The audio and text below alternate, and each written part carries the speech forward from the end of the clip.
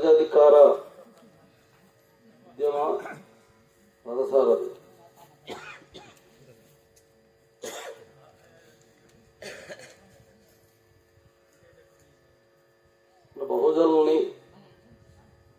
బహుజనులు అంటే ఎక్కువ మంది ప్రజలు వీళ్ళు అధికారంలో దూరంగా ఉన్నారు. అధికారానికి దూరంగా ఉన్న ఈ ప్రజలు ఈ దేశాన్ని, ఈ రాష్ట్రాన్ని పరిపాలించాలి అనేది మన రాజ్యాంగ నిర్మాత, మన బతుకులు బాగు చేయడం కోసం రాజ్యాంగం రాసినటువంటి గొప్ప మహనీయుడు డాక్టర్ బిఆర్ అంబేద్కర్. ఆయన యొక్క కళ ఇది. అంటే మనము ఈ దేశాన్ని పరిపాలి, ఆ ఆశయాన్ని సాధించడం కోసం, నెరవేర్చడం కోసం మరి కాంతిశ్రామ్ గారు ఈ రాజ్యాధికార ఉద్యమాన్ని మొదలుపెట్టారు. మరి ఆ మహనీయుడి యొక్క 92వ జయంతి, అంటే ఆయన పుట్టి ఎన్ని రోజులైంది? 92 సంవత్సరాలైంది. ఆ సందర్భంగా ఈరోజు అంటే ప్రతి సంవత్సరం మనం ఆయన ఒక జయంతి కార్యక్రమాలు, అంబేద్కర్ జయంతి కార్యక్రమాలు, బిర్సా ముండా జయంతి, కొమరం భీం జయంతి, మన ఆదివాసీ నాయకులు వీళ్ళంతా.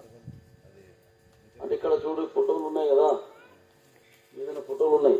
వాళ్ళందరూ మన బతుకులు బాగు చేయడానికి వాళ్ళంతా త్యాగం చేసినటువంటి మహనీయులు. వీళ్ళందరినీ దేశాన్ని పరిపాలించిన వాళ్ళు దాచేశారు. వాళ్ళు మనకు పరిచయం చేయకుండా దాచేశారు. వాళ్ళందరినీ బయట తీసింది ఎవరు? కాంతిశ్రామ్ గారు. దేశమంతా తిరిగి ఇదిగో వీళ్ళు మన నాయకులు. ఆ రకంగా మన నాయకుల్ని, మన బతుకుల్ని బాగు చేయడం కోసం త్యాగం చేసినటువంటి నాయకుల్ని పరిచయం చేసినటువంటి మహనీయుడు ఎవరు? కాంతిశ్రామ్ గారు. అందుకాబట్టి ఆ జయంతి ఇక్కడ ఏర్పాటు మన జిల్లా నాయకులు ఏర్పాటు చేశారు. నేటి కార్యక్రమానికి సభాధ్యక్షులు మరి జిల్లా ఆల్ ఇండియా బిఎస్పి అధ్యక్షులు తిరుగం వేముల నాయుడు గారు, మరి మన రాజు గారు, మరి వెంకట్రావు గారు, ఇంకా లక్ష్మణరావు గారు, ఇది అందరూ కూడా శ్రమించి ఈ కార్యక్రమం ఏర్పాటు చేశారు. మరి ఆ జయంతి కార్యక్రమం విజయవంతం చేయడానికి చుట్టుపక్కల ఈ మన కాగలు గ్రామం, చుట్టుపక్కల గ్రామాల్లో చూసినటువంటి మన ఆదివాసీ అన్నలు, అక్కలు, మరి అందరికి కూడా మరి ఈ కార్యక్రమాన్ని చేసినటువంటి నాయకులందరికీ మరి నా తరఫున జై భీములు తెలియజేస్తున్నాను. ఇప్పుడు కాంతిశ్రామ్ గారు జయంతి ఎందుకు జరుపుకోవాలి? కోటి మంది ఉన్నారు కదా, మరి వాళ్ళ జయంతి ఎందుకు జరుపుకోవట్లేదు? అంటే వాళ్ళ కోసం వాళ్ళే బతికినారు. కానీ కాంతిశ్రామ్ గారు మన అందరి కోసం బతికారు. అందరి కోసం బతికినోడు గొప్పవాడా? ఎవరి కోసం వాడు బతికినోడు గొప్పవాడా? మరి కొంతమంది నాయకులు, మన ఓటుతో గెలిచిన నాయకులు వాళ్ళ కోసం బతుకుతున్నారు, వాళ్ళ ఆస్తులు పెరిగాయి కాబట్టి వాళ్ళ జయంతులు చేసుకోవాల్సిన అవసరం మనకి లేదు. కానీ కాంతిశ్రామ్ గారు అందరి కోసం బతికాడు. అందరి కోసం ఏం బతికాడంటే చూడండి, ఆయన ఒక డిఆర్డిఓ అని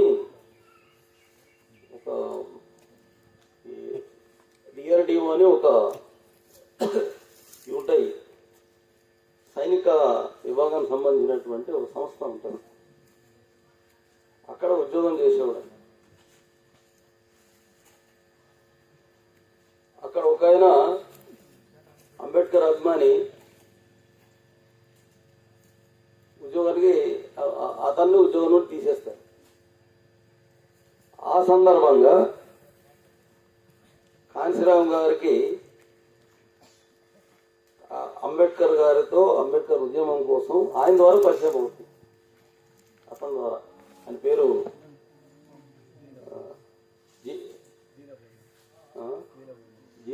దీనబాను దీనాబాన. ఎందుకు అంటే ఆయనకు ఉద్యోగం తీశారు. బుద్ధుడి యొక్క జయంతి, అంబేద్కర్ యొక్క జయంతి సందర్భంగా సెలవులు ఉండేది, సెలవు దినాలు. ఇప్పుడు ఆదివారం ఇవాళ సెలవు కదా, గవర్నమెంట్ ఆఫీసులకి ఉద్యోగస్తులకి అందరికీ ఇవాళ సెలవు. అలాగే ఈ రకమైన సెలవు దినాలు అప్పుడు ఉండేది, అది రద్దు చేశాడు. దాన్ని నిరసనగా దీనాబాన దానికి వ్యతిరేకంగా అలా రద్దు చేయడం వీల్లేదు అని చెప్పి తిరగబడ్డాడు. అది సైనిక విభాగానికి సంబంధించిన సంస్థ కదా, అది క్రమశిక్షణ పేరుతో ఆయన ఉద్యోగం నుండి తీసేస్తారు. అలా తీయకూడదని చెప్పేసి కాంశీరామ్ గారు మద్దతు ఇచ్చి మళ్ళీ ఉద్యోగంలో చేర్పించాడు, మళ్ళీ ఉద్యోగం ఇచ్చాడు కాంశీరామ్ గారు చేసిన పోరాటం. అయితే అంబేద్కర్ మన కోసం ఏం చేశాడు, ఎంత త్యాగం చేశాడు అనే విషయాలు కాంశీరామ్ గారు తెలుసుకున్న తర్వాత ఉద్యోగానికి రాజీనామా చేసి బలమైన నిర్ణయాలు తీసుకున్నాడు. అదేంటంటే ఈ రోజు నుంచి ఇంటికి నేను తిరిగి రాను, ఇంటికి తిరిగి రాను.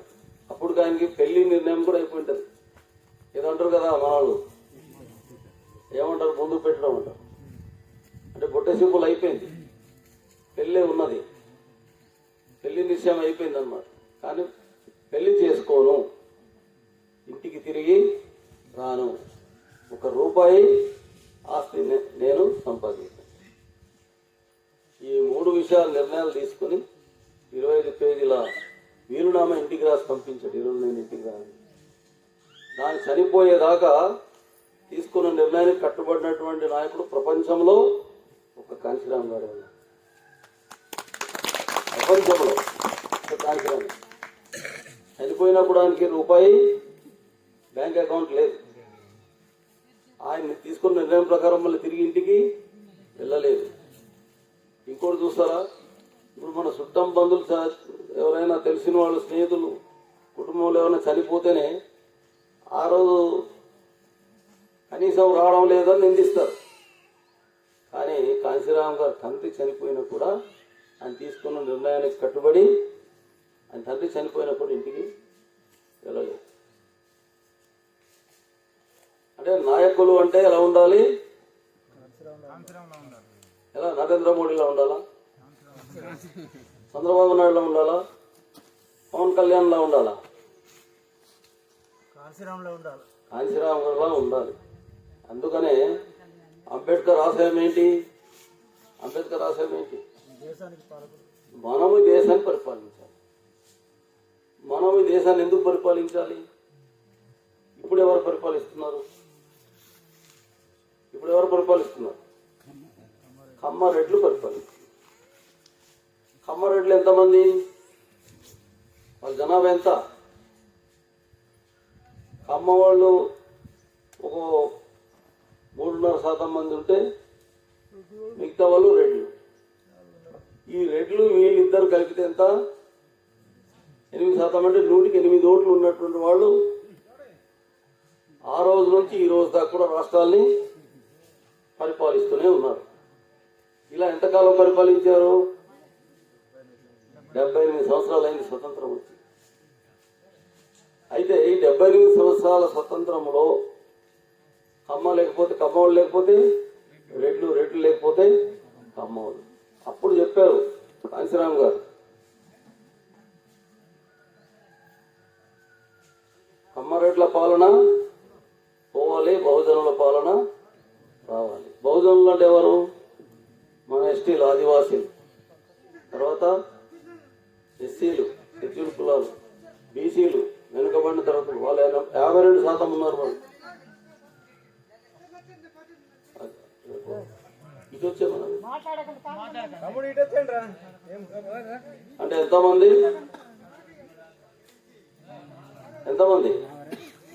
అంటే ఎక్కువ మంది ప్రజలు ఓట్లు వేసేటోళ్ళు, తక్కువ మంది జనాభా ఉన్నవాళ్ళు ఈ దేశాన్ని, రాష్ట్రం పరిపాలించేవాళ్ళు. ఇది తప్పు. ఇది అధికారం అందరిది, కమ్మారెడ్లదే కాదు. మరి మిగతా ఉన్నారు, ముస్లింలు ఉన్నారు, క్రైస్తవులు ఉన్నారు, ఉన్నారు, ఎస్టీలు ఉన్నారు, ఎస్సీలు ఉన్నారు కదా, వీళ్ళు ఎక్కువ మంది కదా. ఎక్కువ మందికి అధికారం ఎందుకు లేదు? కానీ మన ఓట్లు ఉన్నాయి, అధికారం మాత్రం వాడుతుంది. ఇది తప్పు. ఇది దీనివల్ల ఏం నష్టం జరుగుతుంది అంటే, ఎవరికి నష్టం? ఎవరికి నష్టం? కమ్మారెడ్డిలో అదే తక్కువ మంది పరిపాలించడం వల్ల నష్టం ఎవరికి? పరిపాలించే కులాలకి నష్టమా? అధికారం ఇచ్చే కులాలకి నష్టమా? అధికారం ఇచ్చే కులాలకి నష్టం. ఉదాహరణకి చూడండి, నేను ఎమ్మెల్యే అయ్యేంత వరకు మన ప్రాంతంలో తాగడానికి మంచినీళ్ళు లేదు. ఉండిందా? లేదు. తర్వాత ఇండ్లు లేవు, మంచి చదువులు లేదు, మంచి వైద్యం కూడా లేదు. మరి ఎన్ని సంవత్సరాలు? 2004 సంవత్సరంలో నేను గెలిచాను. అంటే అప్పటికి ఎన్ని సంవత్సరాలు అయింది? అంటే మన స్వతంత్రం వచ్చి అన్ని సంవత్సరాలు అయినా కూడా తాగడానికి మంచినీళ్ళు లేదు. అంటే తక్కువ మంది పరిపాలిస్తే ఎక్కువ మంది ప్రజలకి తాగడానికి మంచినీళ్ళు లేదు. మంచినీళ్ళు ఎవరికి ఉంటుంది? ఎవరైతే అధికారంలో ఉన్నారో, ఎవరైతే మనల్ని పరిపాలిస్తున్నారో వాళ్ళకి తాగడానికి నీళ్ళు ఉంటాయి.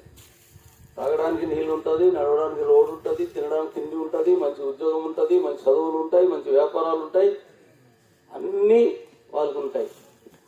కానీ అధికారం ఇచ్చే ప్రజలకి అవన్నీ ఉండాలో వద్దా? అది ఎప్పుడు అవుతుంది అంటే, అధికారము అందరిది అయితే. అందరిది అధికారం అంటే అక్కడ ఎవరెవరు ఉండాలి? మంత్రులు, ఎస్టీలు కూడా ఉండాలి. మన జనాభాకు సరిపడినటువంటి వాళ్ళు 3 మంత్రులు ఉండాలి. అంటే ఎమ్మెల్యేలు ఉండాలి కదా. ఎమ్మెల్యే ఏంటి? మనం రిజర్వేషన్ ప్రకారం ఎక్కడైతే రిజర్వ్ నియోజకవర్గాలు ఉన్నాయో అక్కడ మనం ఎమ్మెల్యే టికెట్ ఇస్తున్నాం, మిగతా చోట్ల లేదు. అలాగే ఎస్సీలు అంటే మన జనాభాకు ఎంతమంది ఉన్నామో దానికి సరిపడినటువంటి ఎమ్మెల్యేలు ఉండాలి, మంత్రి పదవులు కూడా ఉండాలి, గవర్నమెంట్ దగ్గర మనం ఉండాలి. ఇప్పుడు మనం గవర్నమెంట్ దగ్గర మనం లేవు. ఉదాహరణ చూడండి, ఇప్పుడు ఎవరు గవర్నమెంట్ ఉంది? ఇప్పుడు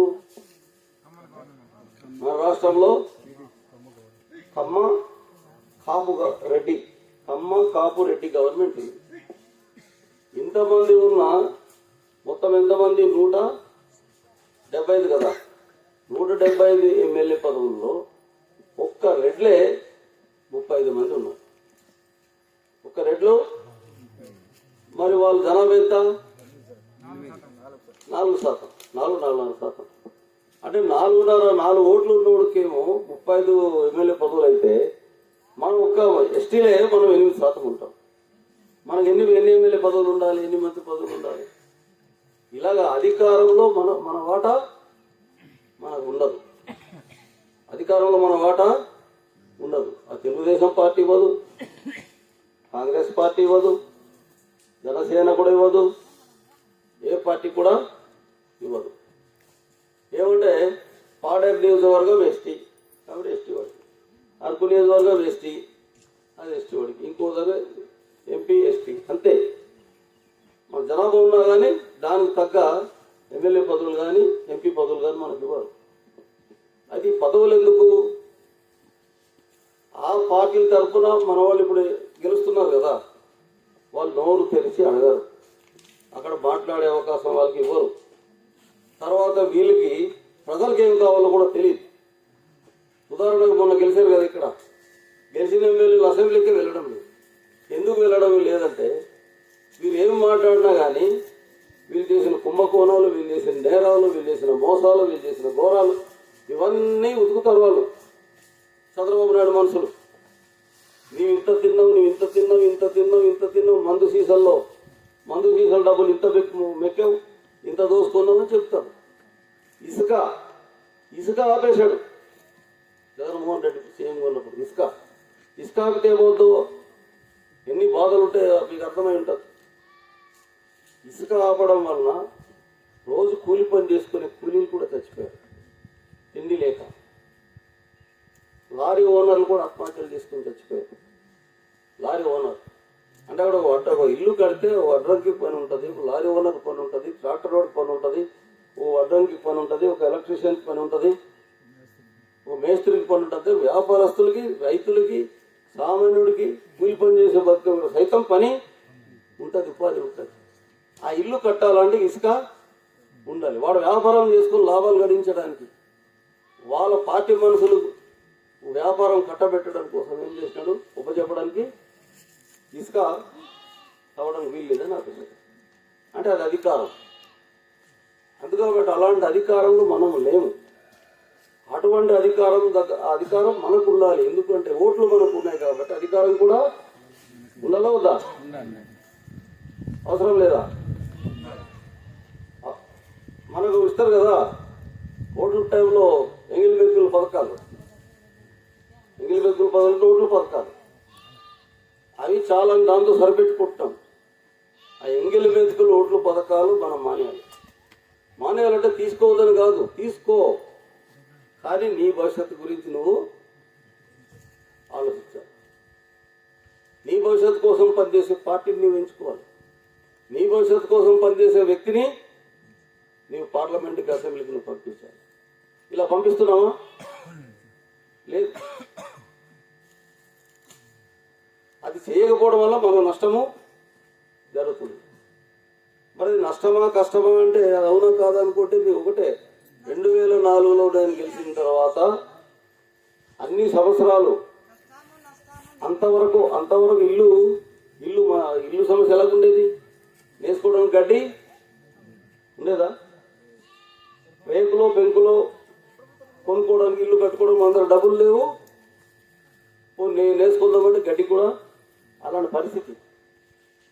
మరి ఆ రోజు ఇల్లు కోసం గవర్నమెంట్ దెబ్బలాడితే మొత్తం అసెంబ్లీలో ఉన్నటువంటి అధికార పార్టీ మంత్రులు, ఎమ్మెల్యేలు, అన్ని పార్టీల వాళ్ళు చేసి నిలబడ్డారు.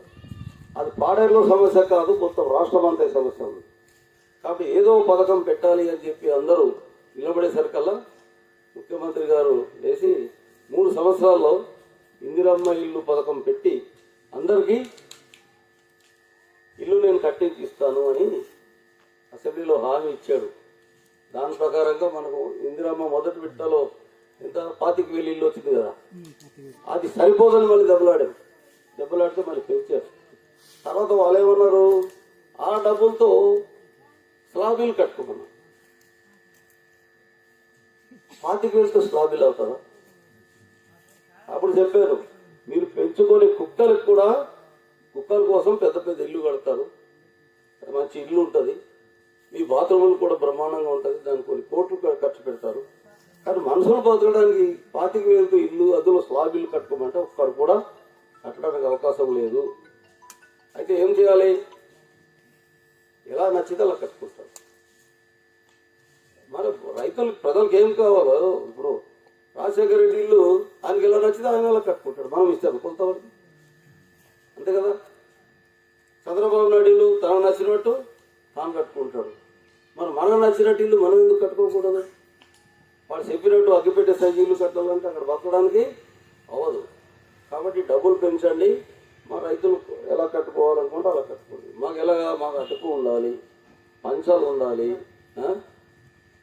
చుట్టుపక్కల పంచా ఉండాలి, వెనక వరండా ఉండాలి, ముందు వరండా ఉండాలి, మాకు అటుకు ఉండాలి. అలా అయితే మా ప్రజలు అక్కడ బతకడానికి అవకాశం ఉంటుంది.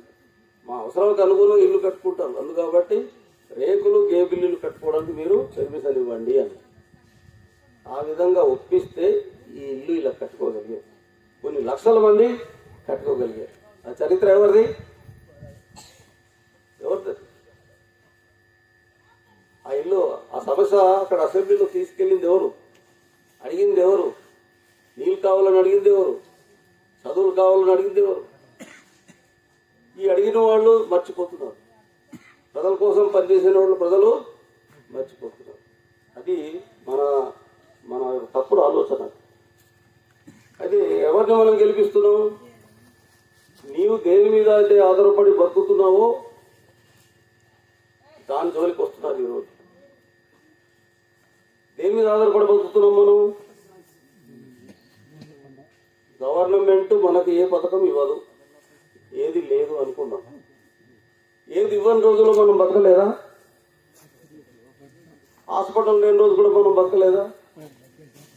బియ్యం డిపోలు లేనప్పుడు కూడా బతకలేదా? బతికాం. దేని మీద ఆధారపడి బతికాం? అడవి మీద ఆధారపడి బతికాం. ఈ నీళ్లు తాగుతూ మనం బతికాం. మనం ఉన్న భూమి సాగు చేసుకొని మనం బతికాం. ఇప్పుడు వ్యాపారస్తులు లాభం కోసం వీళ్ళు ఏం చేస్తున్నారంటే ఇప్పుడు అడవి జోలికి వస్తున్నారు. అడవి నాదని చెప్తున్నాడు. కానీ ఆ రోజు ఈ అడవి మీద జల్ జంగిల్ జమీన్ అంటే జల్ అంటే నీరు, జంగిల్ అంటే అడవి, జమీన్ అంటే భూమి. ఇది మాది, మేము ఇక్కడే పుట్టి పెరిగాం, ఈ భూమి మీద ఆధారపడి మేము బతుకుతున్నాం. ఇది మాది కాకపోతే మీది ఎలా అవుతుంది అని చెప్పి ఆ రోజు మన కొబ్బరం భీం ఇద్దరు తలపాక చుట్టుకున్నాడు. ఇక్కడ ఈ చివరి తలపాక ఆయన చదువు ఉద్యమం మొదలు పెట్టాడు, జ్యోతిరావు పూలే. ఆ తలపాక అతను మన భూమి హక్కు కోసం, అడవి మీద నీరు కోసం పోరాటం చేశాడు. చేస్తాను కాల్చి చంపేశారు. ఆ మహనీయుడు చేసిన పోరాటం వల్ల బ్రిటిష్ గవర్నమెంట్ 1917లోనే ఈ ప్రాంతం ఆదివాసులు బతికే ప్రాంతం అంతా కూడా అది 5వ షెడ్యూల్ ప్రాంతము. ఆ భూమి మీద అధికారం ఎవరిది? అడవి, భూమి, నీరు, గాలి అంతా కూడా ఎవరిది? ఆదివాసులది. వాళ్ళు దానికి హక్కుదారులు, ఆదివాసులు దీనికి యజమానులు అని చెప్పారు. ఇప్పుడు అంబేద్కర్ రాజ్యాంగం రాసినప్పుడు అప్పుడు బ్రిటిష్ గవర్నమెంట్ చేసిన చట్టాన్నే మళ్ళీ రాజ్యాంగంలో పొందుపరిచి కొనసాగించడం జరిగింది. కాబట్టి ఈ ప్రాంతం మనదైనప్పుడు ఈ ప్రాంతంలో అడవి, భూమి, నీళ్ళంతా కూడా ఎవరిది? జ్యోతిరామూర్తిదా? టీడీపీ నాయకుడు కాబట్టి టీడీపీ నాయకులందరూ కూడా ఇష్టపడతారు దాన్ని, వాడిదే అని. కానీ వాడు ఇక్కడ భూమి కొనుక్కోవడం హక్కుదారుడు కాదు చట్టం ప్రకారం. లేదంటే ఎప్పుడో పోయి కొనేస్తున్నారు వాళ్ళు. కొనేతురు ఆ పొలానికి మనం పాలికాపులుగా పనిచేసేవాళ్ళు. ఈరోజు ఈ ప్రాంతంకి మనం హక్కుదారులం కాబట్టే అడవికి హక్కుదారులయ్యాం. ఈ ప్రాంతానికి మనం హక్కుదారులు ఉన్నాం కాబట్టి మనకు భూమికి హక్కుదారులయ్యాం. పరాయి వాళ్ళు ఇక్కడ ఈ భూమికి హక్కుదారులు కాదు. అందుకనే వాళ్ళు ఈ ప్రాంతంలో ఎమ్మెల్యేలుగా పోటీ చేస్తారా? చేసే అవకాశం ఉంటే ఖచ్చితంగా వాళ్ళే ఎమ్మెల్యేలు అవుతారు. మన వాళ్ళు జెండాలు పోసి వాళ్ళకే గెలిపిస్తారు. ఆ తర్వాత మళ్ళీ ఎవరు? ఎంపీలు, మన వాళ్ళే ఎంపీలు అవుతున్నారు. ఎందుకు అంటే ఇది ఏ ప్రాంతం? ఇది ఆదివాసి ప్రాంతంలో అధికారం కూడా ఎవరిది? ఆదివాసులదే. సర్పంచులు ఆదివాసులు, ఎంపీటీసీలు ఆదివాసులు, జెడ్పీటీసీలు ఆదివాసులు. ఇన్ని ఉన్నప్పుడు మన గవర్నమెంట్ ఏం చేసింది? మళ్ళీ ఏజెన్సీ అంతా కూడా 11 మన మండలాలు ఉన్నాయి. ప్రతి మండలంలో ఎవరి జనాభా ఎక్కువ ఉంటుంది? ఎవరిది? అలా పొందా మనదా? మన ఏజెన్సీ వాళ్ళే ఉంటుంది కదా. మరి ఏజెన్సీ వాళ్ళు ఎక్కువ మంది ఉన్నప్పుడు ఎక్కువ మంది ఉన్న దగ్గర పల్లపూడి ఎలా పోటీ చేస్తాడు? అలా పోటీ చేయవచ్చని చెప్పేసి జగన్మోహన్ రెడ్డి గవర్నమెంట్ నిర్ణయించి అప్పుడు మళ్ళీ మేము అప్పటికప్పుడు విమానంలో విజయవాడ వెళ్ళి హైకోర్టులో కేసు వేస్తే ఇది ఆగింది. జల్లిపల్లి సుభద్ర జెడ్పీటీసీగా పోటీ చేసింది. లేకపోతే అక్కడ బీసీ మహిళ పోటీ చేయాల్సింది. అనంతగిరి గారు ఒక బీసీ మహిళ ఎంపీ పోవాల్సింది. అది ఆపాము కాబట్టి ఏమైంది? ఇప్పుడు మొత్తం ఏజెన్సీ ప్రాంతం అంతా కూడా అన్ని జెడ్పీటీసీ పదవులు ఎవరున్నారు? ఇది హక్కు. మరి హక్కు పోయినప్పుడు అంటే ఒక ఏబిఎస్పీ నాయకులకే బాధ్యత ఉంటుందా? అంటే ఏబిఎస్పీ నాయకులే పోటీ చేశారా జెడ్పీటీసీలుగా?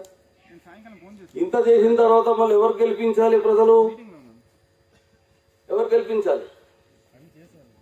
ఆ నోరు మోసుకొని ఉన్నటువంటి వైసీపీ వాడికి, కాంగ్రెస్ వాడికి, టీడీపీ వాడికి, ఇది పల్లపులకి అమ్ముకున్నటువంటి పదవులన్నీ అమ్మేసినటువంటి వాళ్ళకి నిలబడితే వాళ్ళకి మళ్ళీ ఓట్లు వేస్తారు. కానీ దీన్ని కాపాడినటువంటి వాడికి ఈ తప్పు ఎవరిది? ప్రజలు చేస్తున్న తప్పు ఇది. కాబట్టి ప్రజల కోసం ఎవరు పనిచేస్తున్నారు, హక్కులు కాపాడడం కోసం ఎవరు పనిచేస్తున్నారో వాళ్ళని మనం ఎన్నుకోవాల్సినటువంటి అవసరం ఉంది ఈరోజు. ఇప్పుడు ఇంకా పరిస్థితులు ఏమన్నా తెలుసా? మన అడవులు, ఈ భూములు, ఈ నీళ్ళు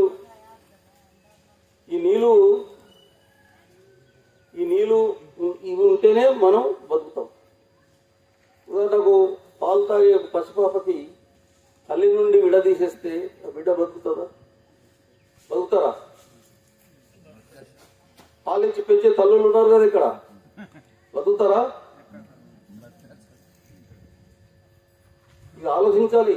ఇది ఒట్టి మీటింగ్ కాదు, ఇది మన హక్కుల కోసం అవగాహన చేసుకోవడానికి, తెలుసుకోవడానికి ఇప్పుడు ప్రభుత్వాలు ఏం చేస్తున్నాయో మనం తెలుసుకొని ఒక మంచి నిర్ణయం తీసుకొని మన భవిష్యత్తు కోసం ఒక దారిలో నడవాల్సిన సమయం ఇది. అందుకని మేము ఏం చేసాం, పార్టీ కార్యక్రమాలు మొత్తం ఆపేసి పార్టీ తరఫున ఒక నిర్ణయం తీసుకున్నాం.